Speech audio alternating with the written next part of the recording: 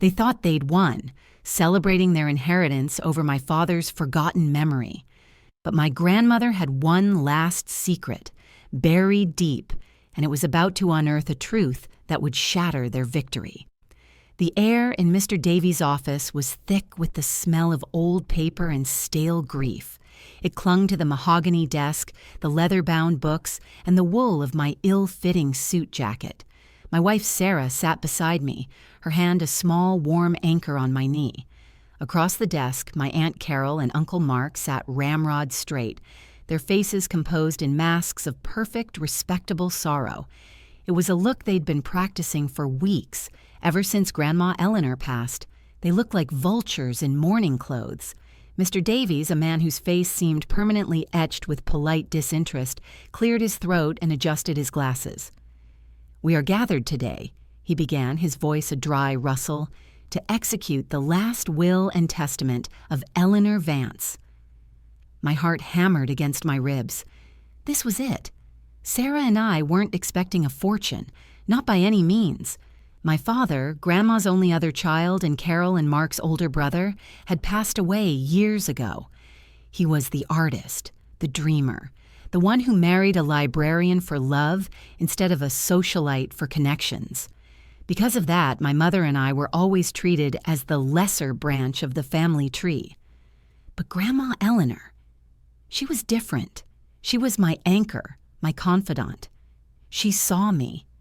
We spent countless hours in her garden, her hands covered in dirt as she told me stories of her youth.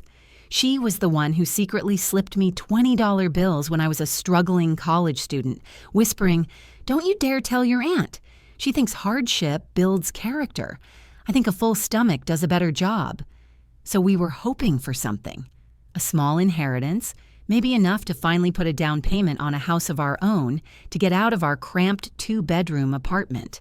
Enough to give our daughter, Lily, a backyard to play in. It felt like Grandma's final act of love. Mr. Davies droned on, listing assets: the grand Victorian house on Chestnut Hill, the stock portfolio, the art collection. With each item, I saw Aunt Carol's lips twitch into a tighter, more triumphant smile. Uncle Mark simply nodded, as if ticking off a grocery list.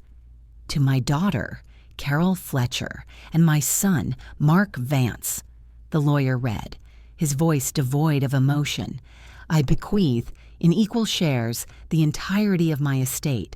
This includes all real property, stocks, bonds, and personal effects." The room went silent.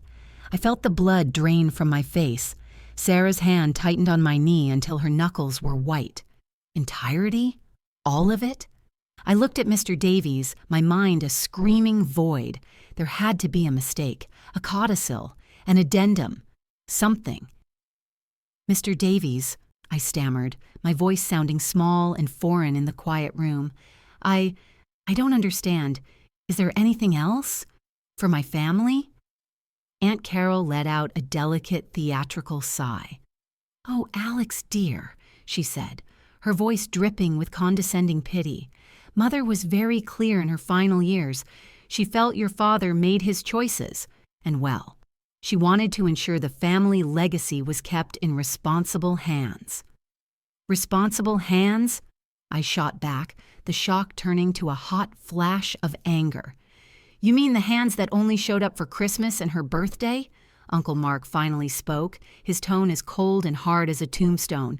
"Watch your tone, Alex. We took care of Mother. We handled her finances, her arrangements. You were off playing house in that little apartment of yours." The insult hung in the air, thick and suffocating. Playing house. Like my life, my family, was some childish game. I turned back to the lawyer, my last hope. "Is that it? Nothing? Not even a mention?" Mr. Davies looked down at the paper, then back up at me over the rim of his glasses. He offered no sympathy, no apology. He was just the messenger. He stated it as a simple, unassailable fact, a law of nature. "The will is quite explicit," he said, his eyes flicking to me for a brief, dismissive moment before settling back on the document. "Regarding you and your lineage, Mr. Vance, you get nothing." The words hit me like a physical blow. You get nothing. It echoed in the silent room, a final judgment from a woman I had adored. Sarah started to say something, a protest, but I put a hand on her arm, shaking my head. It was useless. The smug, victorious looks on Carol and Mark's faces told me everything. They had won. They had spent years whispering in Grandma's ear, painting my father and me as failures, and now they were reaping their reward. We left the office in a daze. The drive home was silent, the air in our beat-up sedan even heavier than it had been in the lawyer's office. The weight of our debts, our stalled dreams, and now this profound sense of betrayal pressed down on us. How could she? The grandmother who taught me how to tie my shoes, who held me when I had my first heartbreak, who told me I was her special boy. How could she cut me out so completely, so cruelly? That night I couldn't sleep. I sat in the dark of our living room, staring at a framed photo on the mantel. It was me, about 10 years old, standing next to Grandma in her garden. We were both grinning, covered in mud. It was the last photo I had of just the two of us. The will made that picture feel like a lie. Unable to sit still, I went to the closet and pulled down a dusty cardboard box labeled Grandma. It was filled with little things she'd given me over the years: a chipped porcelain bird, a collection of old postcards, a worn copy of The Secret Garden. It all felt tainted now, like relics of a fraudulent love. I was about to shove the box back into the closet to put it all out of sight when my fingers brushed against something hard at the bottom. I dug past the tissue paper and pulled it out. It was a small, intricately carved wooden box, no bigger than my palm. I didn't remember this. She must have given it to me a long time ago. It was beautiful, made of dark cherry wood, with a small, tarnished brass latch. I fumbled with the latch, expecting it to be empty or to hold some worthless trinket. But it clicked open. Inside, resting on a bed of faded velvet, was not a piece of jewelry or a stack of money. It was something far stranger. There was a single, old-fashioned skeleton key, the kind you'd see for a chest or a heavy oak door, and beneath it, a small piece of folded parchment. My hands trembled as I unfolded it. The handwriting was shaky, but instantly recognizable. It was Grandma Eleanor's. The note was short, just a few lines of spidery script, but the words made the hair on my arm stand on end.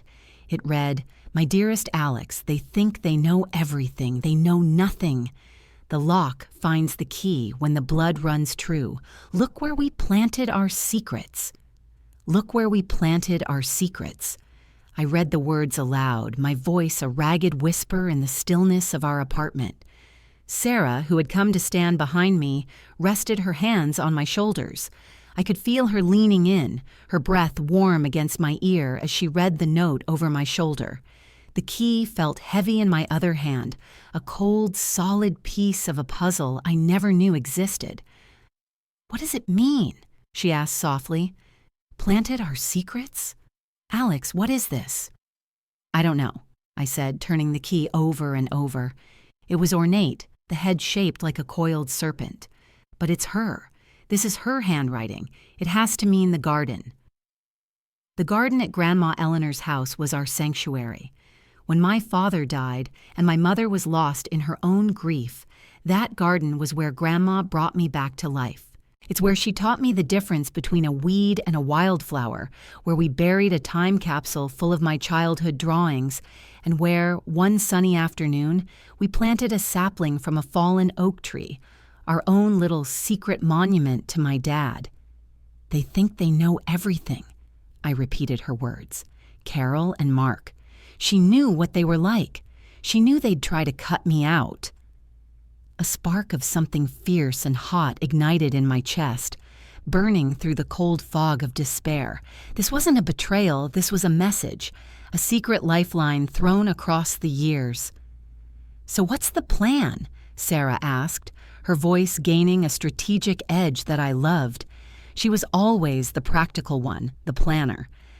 "Carol and Mark are probably already changing the locks. The house on Chestnut Hill is legally theirs now." She was right. The smug look on their faces wasn't just victory, it was possession. "I'll call her," I said, a plan forming, raw and desperate. I'll tell her I want to pick up some of my dad's old photo albums, things that have sentimental value to me but no monetary value to them. She'll love that. She'll get to lord her generosity over me one last time." Sarah nodded slowly. It might work. She's arrogant enough to fall for it. But Alex, we have to be careful. If they find that box— "They won't," I said, with more confidence than I felt. The phone call was as sickening as I expected. Aunt Carol answered with a voice like honey laced with arsenic. "Alex, dear, I was just thinking about you. Such a difficult day for all of us." I gritted my teeth and played my part. I was the grieving, destitute nephew, simply asking for a few worthless trinkets to remember his father by. "I know the will was very clear," I said, forcing humility into my voice, "but there were some old photo albums of Dad's in the attic.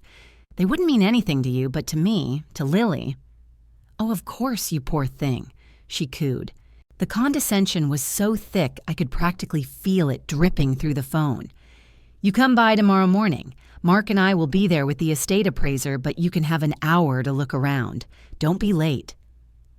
The next morning, we drove to the house, the small wooden box with the key and note tucked safely in my jacket pocket. Seeing the house felt different now. It wasn't home anymore. It was a territory held by a hostile force. True to her word, Carol and Mark were there, along with a weaselly-looking man in a suit who was tagging furniture with little yellow stickers. "Just the attic, Alex," Carol said, waving a dismissive hand. "And try not to get underfoot. We're very busy organizing."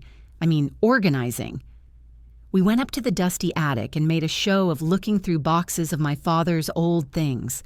We found the albums and packed them into a box, my hands shaking the entire time.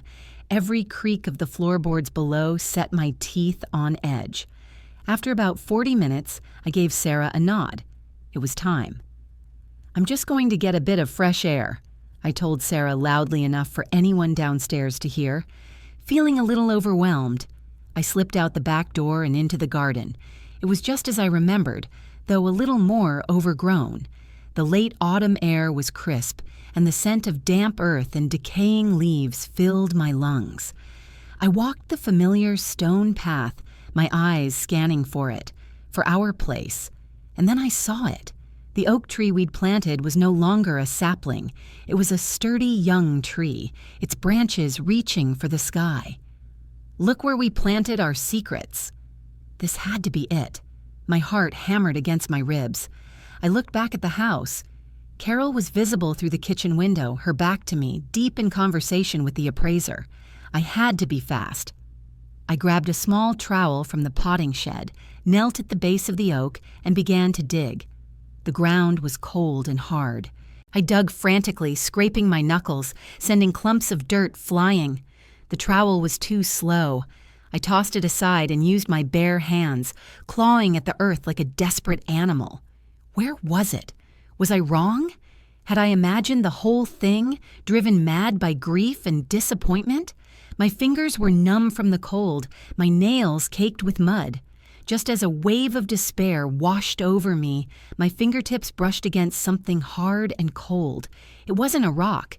It was metal. My breath caught in my throat. I dug faster, my adrenaline surging. Slowly, I uncovered the corner of a dark, rust-pitted metal box. It was about the size of a shoebox, heavy and solid. And on the front, almost obscured by dirt and corrosion, was a large, ornate keyhole. It was a perfect match for the key in my pocket.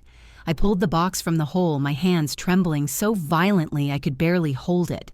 This was it, the answer, the reason for the note, for the key. This was Grandma's real will, her real legacy. I wiped the mud from the lock, my heart about to burst from my chest. I reached into my pocket, my fingers closing around the cold, serpent-headed key. This was the moment that would change everything. I slid the key into the lock. It fit perfectly. It turned with a heavy, grinding click that echoed in the silent garden. "Alex? What on earth are you doing?" I froze. the key still in the lock. Aunt Carol's voice, sharp and suspicious, cut through the air. I looked up. She was standing on the back porch, a teacup in her hand, her eyes narrowed, fixed directly on the muddy, half-open box in my hands. My blood ran cold. The sight of Aunt Carol on the porch, her face a thunderous mask of suspicion, paralyzed me for a split second. The metal box felt like it weighed 1,000 pounds. In my mind, I saw it all slipping away, the secret, the hope, everything. But then, a surge of adrenaline, fueled by years of quiet resentment, kicked in. I wasn't going to let her win, not this time. Without a second thought, I yanked the key, twisted the lid, and wrenched the box open. I didn't have time to be delicate.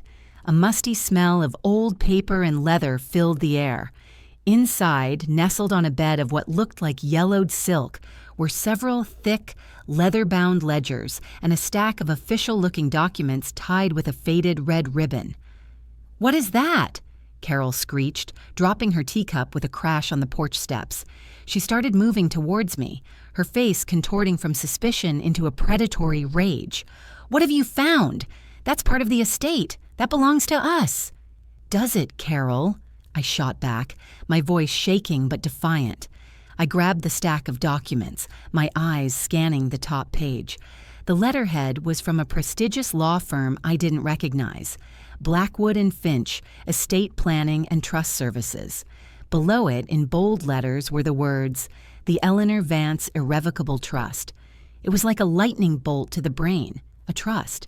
A completely separate legal entity from her will. Something Mr. Davies would have no knowledge of unless he was the trustee, which seemed unlikely given his disinterest. This was a different game entirely, with different rules. "Give that to me, Alex." Carol was halfway across the lawn now, her expensive shoes sinking into the soft earth. Mark, get out here. He's trying to steal from us." Uncle Mark appeared at the back door, his face a confused scowl. "What's going on?" "He's found something in the garden," Carol shrieked. "He's trying to steal it." I scrambled to my feet, clutching the box and its contents to my chest. Sarah burst out the back door, her face pale with alarm. "Alex, what's happening?" "Get in the car," I yelled, not taking my eyes off my advancing aunt and uncle. "Start the car now." Sarah didn't hesitate. She sprinted towards our beat-up sedan parked on the street. Mark started lumbering towards me, his face turning a dangerous shade of red. "You little thief," he growled. "Your father was a drain on this family, and you're no better." His words fueled my resolve. I sidestepped his clumsy grab, clutching the box like a football. He was bigger than me, but I was faster, fueled by desperation. I ran. I sprinted across the perfectly manicured lawn, my feet churning up the grass my grandmother had so lovingly tended. I could hear Carol screaming obscenities behind me, a sound so unlike her usual prim and proper demeanor that it was almost comical. I vaulted over a low hedge of rose bushes, thorns snagging at my pants. I reached the sidewalk just as Sarah pulled the car up, the passenger door already swinging open. I threw the box onto the seat and dove in after it, slamming the door shut. "Go, go, go, go," I gasped, fumbling for my seatbelt. Sarah stomped on the accelerator. The tires squealed in protest as we peeled away from the curb. In the rearview mirror, I saw Carol and Mark standing on the sidewalk, their faces masks of pure, impotent fury. Carol was yelling into her phone, undoubtedly calling the police or their lawyer. We didn't have much time. "What is it? What did you find?" Sarah asked, her knuckles white on the steering wheel, her eyes darting between the road and me. My hands were shaking so hard I could barely untie the red ribbon. I finally got it loose and spread the documents on my lap. The top page was a letter, addressed to me in Grandma's familiar, elegant script. "My dearest Alex," it began. "If you are reading this, it means my little breadcrumb trail worked, and you are cleverer than your aunt and uncle give you credit for. I am so sorry for the charade of the will reading. It was a necessary cruelty, I'm afraid. For years, I watched Carol and Mark circle my estate like buzzards. They pressured me, manipulated me, and I knew that if I left you anything directly in my will, they would have found a way to contest it, to drag you through years of expensive legal battles that you could not afford, all to bleed you dry. They would have painted you as an opportunist taking advantage of a senile old woman. So I let them think they won.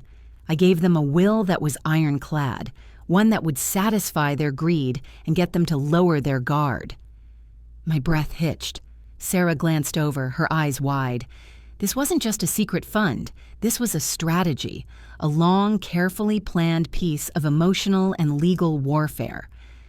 I set up this trust for you decades ago, the day your father told me he was going to marry your mother. The letter continued. I knew then that his branch of the family would always need a protector.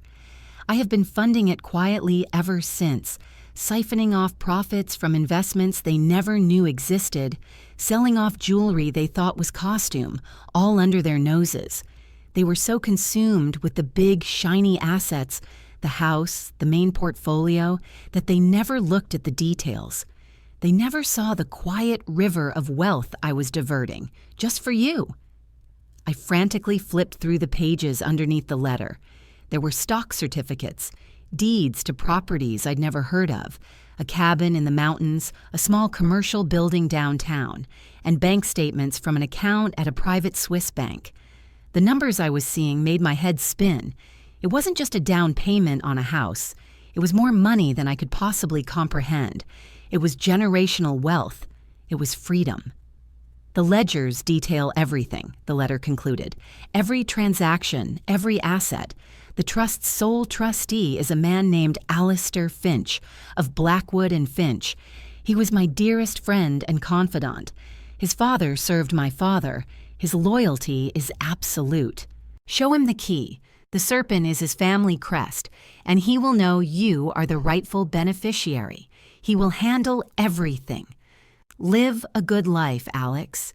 Build something wonderful. Love your family, and forgive an old woman her necessary deceptions. All my love, Grandma. I looked at Sarah, my eyes stinging with tears. She pulled the car over to the side of the road, put it in park, and just stared at me, her own tears tracking silently down her cheeks. "Oh, Alex," she whispered. My phone buzzed in my pocket. It was an unknown number. I hesitated, then answered, putting it on speaker. "Is this Alex Vance?" A smooth baritone voice asked. "Yes. Who is this?" "My name is Alistair Finch. I believe you have something for me." The relief that washed over me was so profound, it almost buckled my knees. It was real. Yes, I do," I said, my voice thick with emotion. "I have the box, the key, the documents." "Excellent," Mr. Finch said, his tone calm and reassuring. "I have just been contacted by a very hysterical Carol Fletcher, who is making some rather wild accusations. Don't you worry about that. My office is located at 1550 Grant Avenue, Suite 4000. It's a secure building. They can't get to you here. Can you meet me in 1 hour?" "We're on our way," I said, a grin spreading across my face for the first time in what felt like an eternity. We drove to the address, a sleek, modern skyscraper that screamed money and power. The lobby was all marble and chrome. We took the elevator to the 40th floor. The doors opened onto a plush, silent reception area with Blackwood and Finch in elegant silver letters on the wall. A severe-looking woman at the desk pointed us towards a large oak door. Alistair Finch was the polar opposite of Mr. Davies. He was tall, impeccably dressed, with kind eyes and a firm handshake. He looked at the ledgers, the documents, and the key I placed on his massive desk, and a slow smile spread across his face. "Eleanor was one of a kind," he said, his voice full of warmth and admiration. "A master strategist. I've been waiting for this day for 20 years. He spent the next hour walking us through the trust. The sheer scale of it was staggering. My grandmother hadn't just set me up for life. She had set up my children and their children for life. As we were preparing to leave, my head still spinning, Mr. Finch's demeanor turned serious. "There is one more thing, Alex," he said, steepling his fingers. "A final instruction from Eleanor, stipulated in the trust's bylaws. She was very specific about it."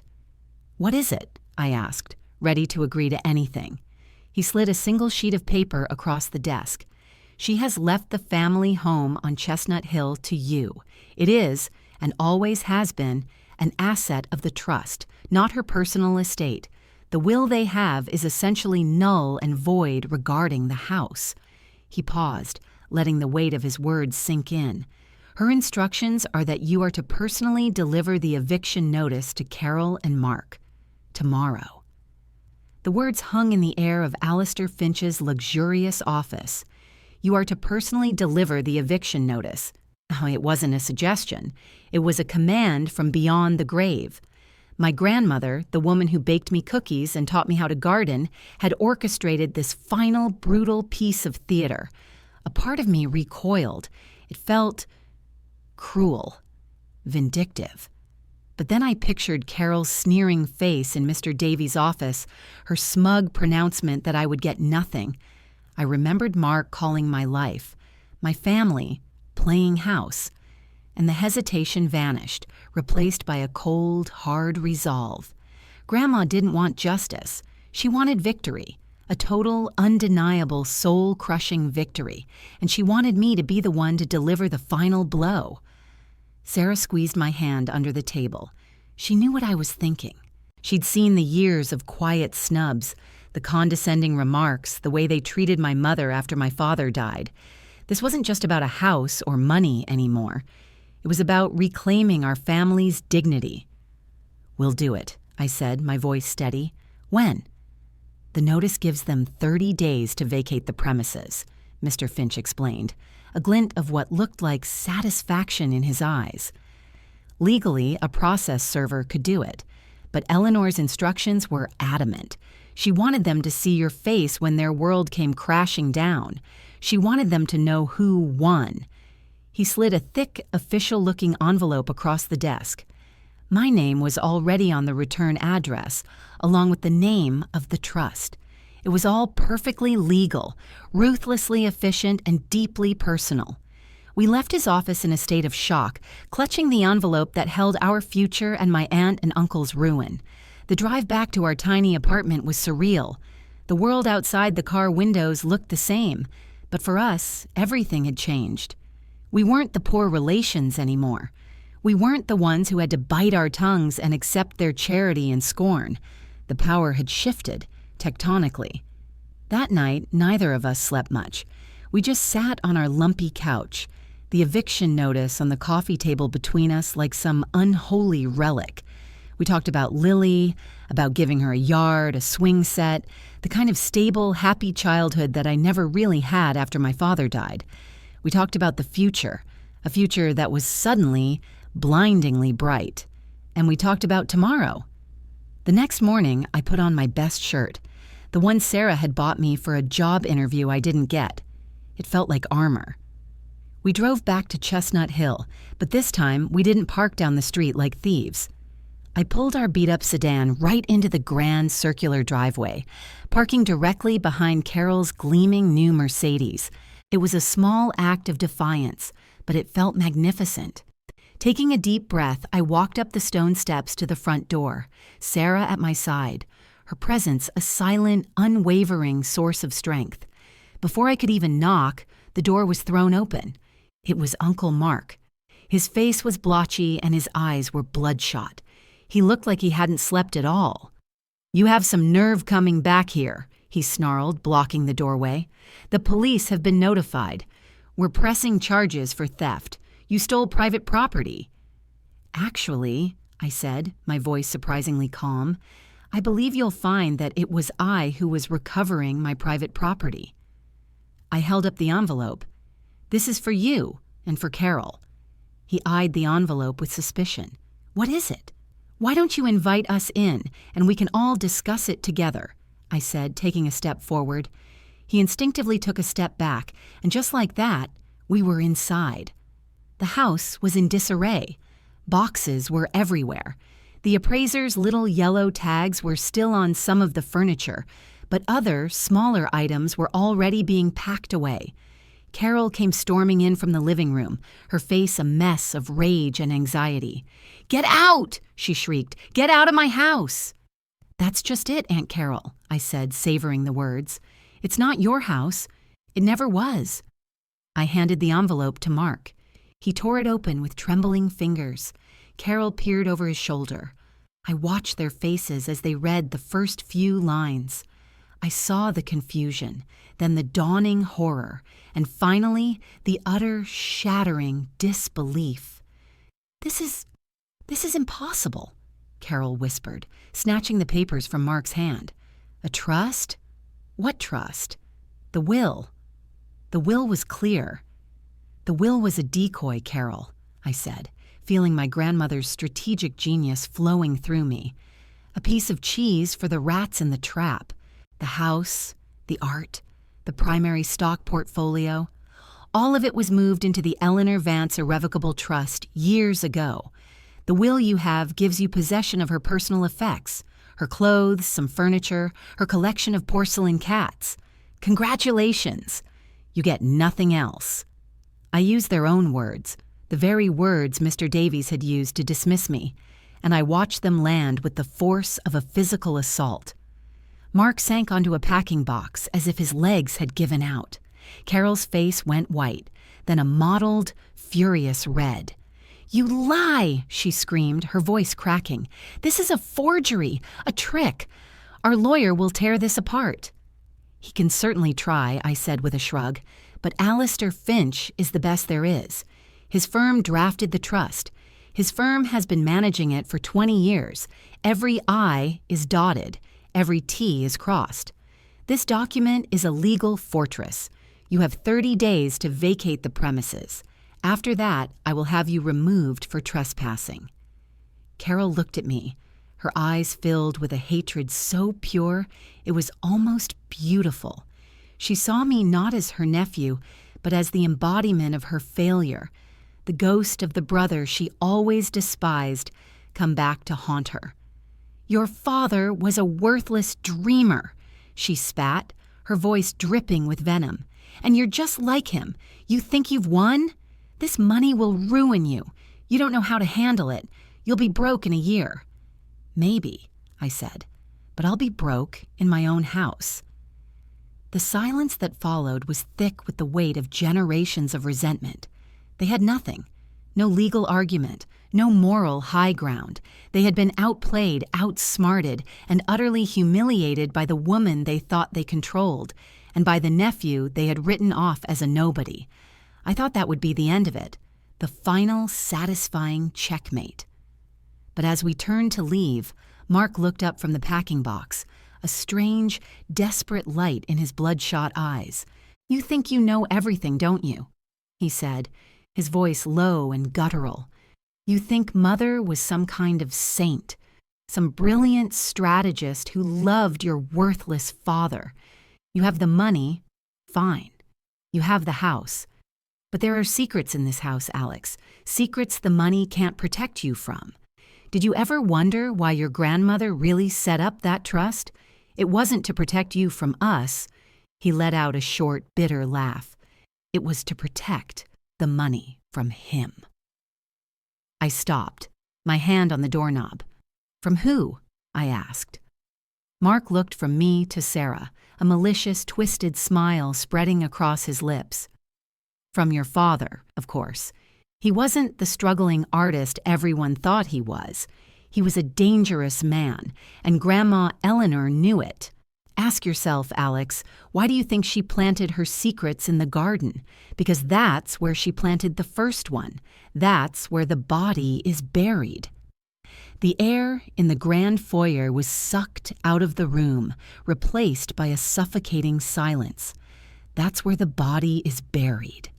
The words, dropped so casually by my uncle, felt like a grenade. I looked at Sarah. Her face was a canvas of shock and confusion. Mark's malicious smile widened, enjoying the chaos he'd just unleashed.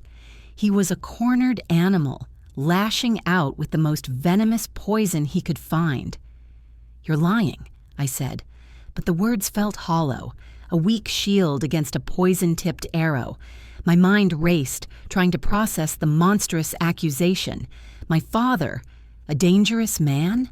The man who taught me to ride a bike, who read me bedtime stories with silly voices, whose biggest crime in the family's eyes was being a painter instead of a banker. It was ludicrous. "Am I?" Mark sneered, getting to his feet. He was playing his last card, a desperate, spiteful bluff. "Mother wasn't just a strategist, Alex. She was a cleaner. She cleaned up your father's messes. The biggest one is rotting under that oak tree of yours. You think she built you a fortress of money? She built you a gilded cage on top of a grave. Go ahead, dig. See what other secrets you find." Carol, who had been silent, seemed to snap out of her stupor. "Mark, shut up!" she hissed, grabbing his arm. But the damage was done. The seed of doubt, of a dark, twisted alternative to my grandmother's story, had been planted. We left without another word. The drive home was a blur of horrifying possibilities. Was it possible? Could this whole elaborate scheme, this secret trust, have been built on a foundation of lies and murder? Was my grandmother not a protector, but an accomplice? Was the money a reward, or was it hush money? The beautiful narrative of my grandmother's love and foresight was cracking, revealing something ugly and dark beneath. "He's lying, Alex," Sarah said, her voice firm, pulling me back from the edge. "Think about it. It makes no sense. They're just trying to hurt you. They lost, so now they want to poison the victory. Don't let them." She was right. Of course she was right. It was a dying curse from a defeated foe. But the image was seared into my brain. The base of that oak tree, the place I had always considered sacred, now tainted with a gruesome possibility.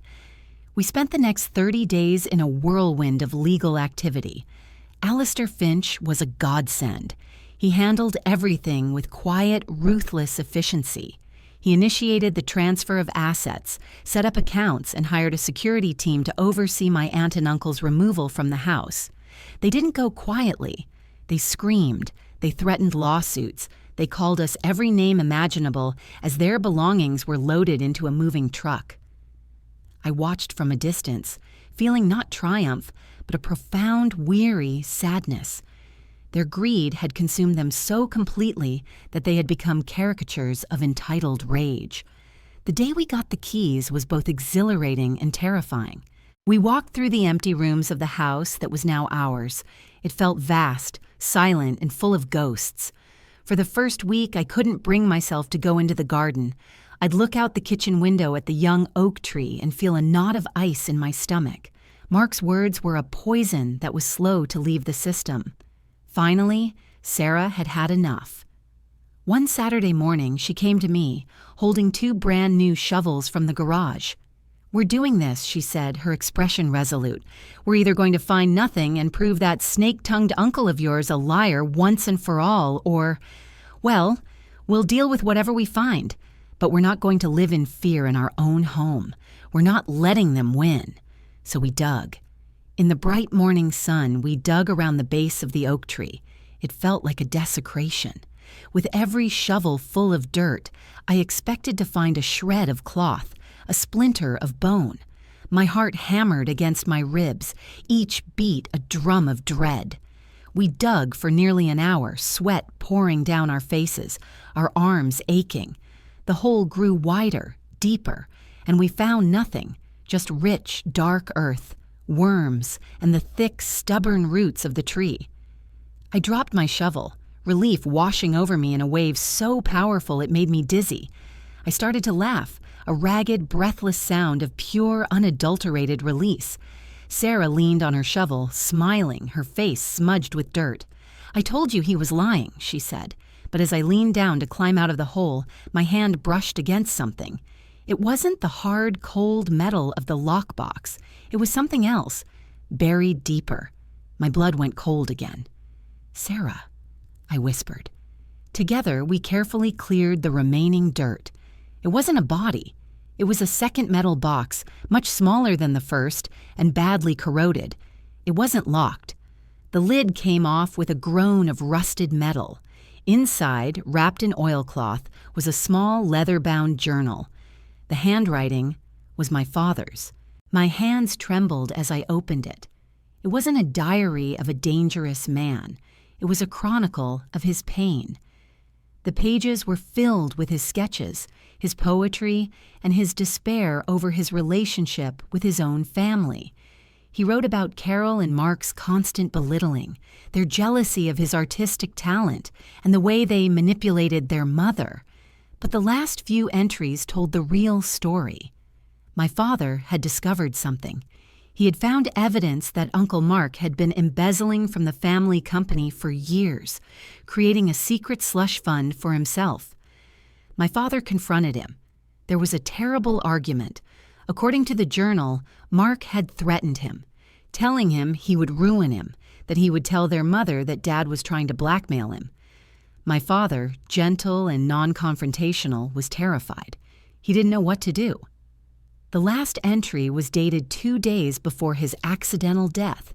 He wrote, "I'm going to tell Mother everything tonight. I have to. This poison has to stop." He never got the chance. His death, ruled a single-car accident on a rain-slicked road, was anything but. Mark hadn't buried a body. He had buried a confession. My grandmother must have found this journal after my father died. She must have known, or at least suspected, the truth. But she couldn't prove it. A messy public accusation would have destroyed the family name, something she held sacred. So she chose another path, not justice, but vengeance, cold, patient, and absolute. The trust wasn't about protecting me from my father, it was about honoring him.